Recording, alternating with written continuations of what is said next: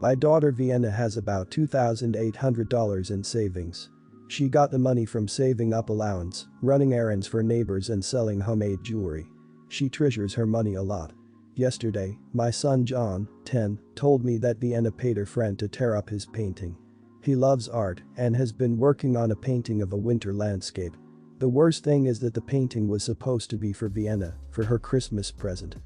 He was so upset, and obviously I was furious. I demanded an explanation from Vienna, and she said it was supposed to be for a reaction video. I told her I didn't care, it was a horrible thing to do. She argued again and again that it was just for fun. John said it wasn't funny and was visibly hurt. Eventually, Vienna gave a half-hearted apology. I told her that she wasn't sorry, the apology meant nothing. So, as a punishment, I told her I was going to take away all her money until I felt she deserved it again. I would also never give her allowance again. She looked stunned and started getting hysterical. She said that was her hard-earned money, she worked for it so hard, and now I was taking it away. All for a silly thing, was what Vienna said. She started crying that she was going shopping with her friends next weekend, and now she would have no money. She stormed out tearfully and locked herself in her bedroom. John agreed with what I did, but he said I should give it back to her when she apologizes properly. I feel it's too lenient. He's already ready to paint another landscape for her if she apologizes. My husband is totally horrified with my decision and said it was unfair to Vienna. He said I should just ground her for a month. He thinks I'm being an idiot, and of course so does Vienna. So, am I the idiot? Not the idiot. She's a minor, you're not taking her money, but limiting her access to it because she used it inappropriately. My parents had a similar move when I was a teenager. Being grounded meant they took driver's license, access to bank accounts, etc. for a designated period of time. I always had everything I needed but absolutely no privileges until I had made whatever problem I'd created right. Obviously, yes, if she earned it, you must give it back when she's made things right with her brother, or the lessons will be that you've betrayed her trust. Your daughter knowingly ruined something that your son loved so she could get internet points from it. Your daughter knew how much he loved those paintings. And she paid someone to destroy them. So she could exploit his devastation for online attention. This punishment is completely fair in my opinion. She did something awful and malicious knowing damn well it would hurt him for the attention of strangers on the internet. She used the money as a weapon against her brother. It was directly related to her conduct, and she clearly doesn't feel remorse. Maybe she needs to understand the value and the hard work of the painting is similar to the value and hard work of saving up that money. Normally I wouldn't think it's fair, but since she is using her money to bully her brother then it's fair. If she were an adult and paid someone to commit a crime, she would be in jail and paying restitution. So maybe it's a good idea to teach this lesson now instead of later. My 35 husband, 40, passed away suddenly a little over 2 years ago. He had epilepsy, had a seizure in his sleep and passed. Unfortunately, because we worked opposite shifts, I was not there or able to get any sort of help. It was traumatizing and difficult, but I worked through it with lots of online therapy. My husband and I worked for the same company, but in different departments doing completely different jobs, but the company is one I have worked for 10 years, so I know a lot of people, including all of my husband's former co-workers. Due to the world events of the past 2 years, and seeing as I am in the one department that can be 100% remote, I have barely left the house since his death. The only people I regularly see are my siblings, parents, and on occasion, fly out to see my best friend, so I've lived a very solitary existence. However, I have decided that I need to get out and rejoin life. It's not healthy to be alone, and I do want to find someone to share my life with. I started volunteering again and attending church again. Every year, our company sponsors an event for Christmas for underprivileged kids, and I thought it would be a great way to reconnect with people from work and get out of the house. A lot of people from my husband's old department was there, including Lacey, a woman he worked with and who always had a crush on him. I was immediately swarmed by everyone from his department asking me how I am doing and catching up. I said I am fine, and after 2 years I am ready to get back out there. Lacey said, "You don't mean dating?" I said, "Possibly, I am not going to live like a nun the rest of my life." She said it was too soon and that she is worried I am acting out of grief, and I said, only I can decide that. It's been 2 years and I don't want to live like a nun.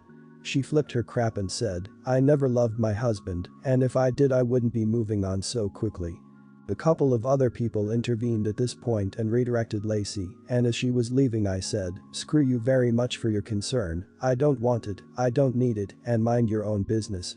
A couple of her coworkers said that my reply was too harsh, considering she had unrequited love for my husband. I know it was unrequited, he was not interested, nor would he ever had the time to pursue anything with her. So, am I that idiot for jumping down her throat when she told me I didn't love my husband and I am moving on too quick? Not the idiot. It's not up to Lacey how long you should grieve alone, and 2 years is long enough in anyone's books, except hers, apparently. Accusing you of never having loved your husband is just beyond the pale. Also, why should her unrequited love for your husband be your concern? That's something you shouldn't even have been aware of. Not the idiot. My sincere and deepest condolences to you and your family. I am so sorry for your loss, and I cannot imagine what you had to go through. You're doing the right thing by going out there and enjoying yourself. As for Lacey, her response was completely inappropriate and you had every right to tell her off. Continue to volunteer and keep doing other hobbies that you enjoy. Good luck in your search for that special man out there and be well. Not the idiot. I am sorry for your loss. It has been 2 years, and not just a regular 2 years, but during a pandemic where you were stuck in your house almost the entire time. That adds at least another year if not more. No one else can tell you how to grieve or for how long you need to, only you get to make that determination. You responded out of anger, probably in part because she was so obvious about her crush on your husband that literally everyone knows about it. You owe her nothing. Keep doing what you need to and good luck going forward. I, 20, have been with my boyfriend, 21, for a little over 2 years now, and we've been living together for about 1 year. Our whole relationship, he hasn't been able to keep a job. We agreed that, if we were to move in together, that he would get a job and we would contribute equally for expenses like food and rent. Fast forward almost a year, and he has a few jobs but doesn't keep them for longer than a month tops. I pay for everything and he is only responsible for his phone bill and the internet bill, and every month he doesn't have enough in his account and ends up in the negative. Frankly, I've just gotten tired of waiting around for him to do something. I work the majority of the time, and when I do have days off, they're spent cleaning up the apartment because he rarely cleans up behind himself. I'm trying to go back to school and need extra money so I can pay for classes. I told my boyfriend that I think it would be best if he moved out and learned how to be personally responsible. I've already made it clear to him when we first moved in that him be lazy and irresponsible every day while I handle everything is a problem, and every time he just says he'll change and then goes back to his regular ways. I told him about a month ago that I've decided he should just move out when the lease is up in 3 months, and I guess he thought I would just change my mind. I mentioned it to him yesterday that he should find some places and figure out how much they cost, and he lost it.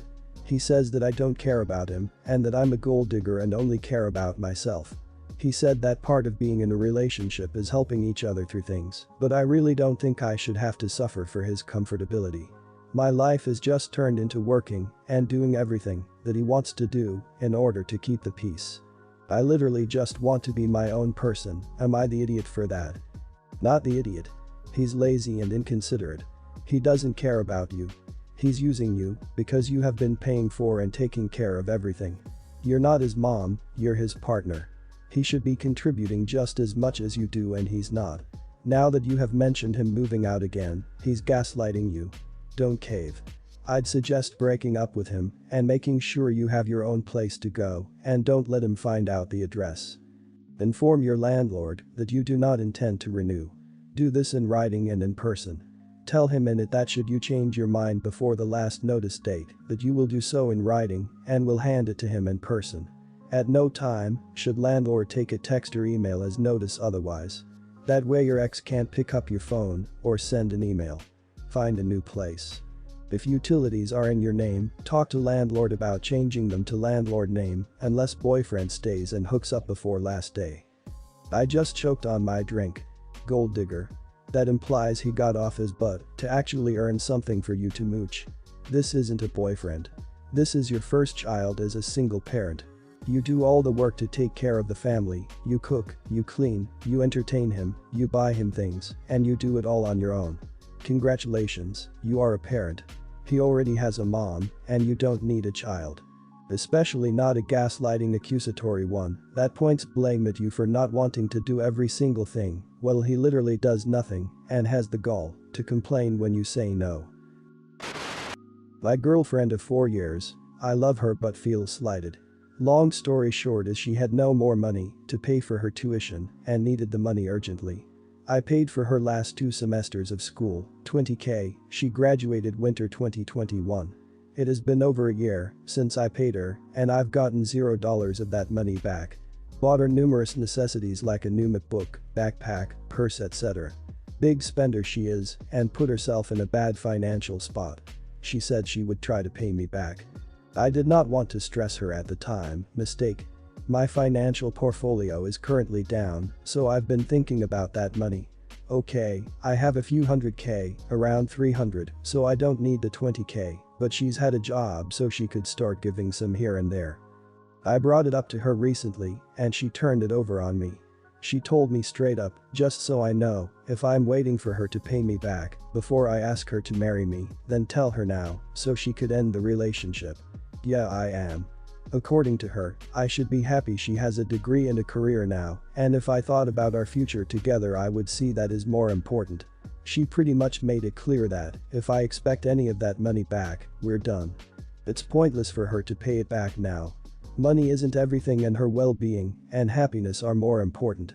Also said she would pay me back, but if she does we're broken up cause I'm greedy and my priorities are screwed. Dropping it for now. I don't really want to deal with it. What do you all think? Was gonna say not the idiot till I saw your comment about pay me back if you can, but not necessary was the agreement. Everyone's the idiot here, you didn't state explicitly that you wanted the money back and she is the idiot for not managing her finances or being grateful towards you. If you knew she wasn't well off financially but wished to see some of that money back, you should have worked out a payment plan with her in beginning. It's not screwed to want $20K back, but it sounds like you both had continued notions about that money that was never addressed by either of you. If you didn't make it clear at the time that this was a loan and set expectations of repayment at the time, then yes you are the idiot for changing things now. If you did set terms at the time and she's not honoring that, then not the idiot. It does seem like you both have different approaches to finances, though, and I'd suggest working that out together before engagement or marriage, because money can be a huge issue in a partnership. You want to spend the rest of your life with her, you have over $300K already and are bothered about $20K. How on earth do you expect the marriage to work? Would you expect her to pay for half of everything when you have so much money? In my opinion, you are the idiot. If you want to marry her, then all the money is shared. If you don't want to marry her, make sure there is a legally agreed way for her to pay it back and get out. My husband's brother and his wife have 3 kids. 2 of their kids have numerous disabilities and special needs. After the birth of their 3rd child, my husband's family decided everybody needed to step up and help them out as much as humanely possible.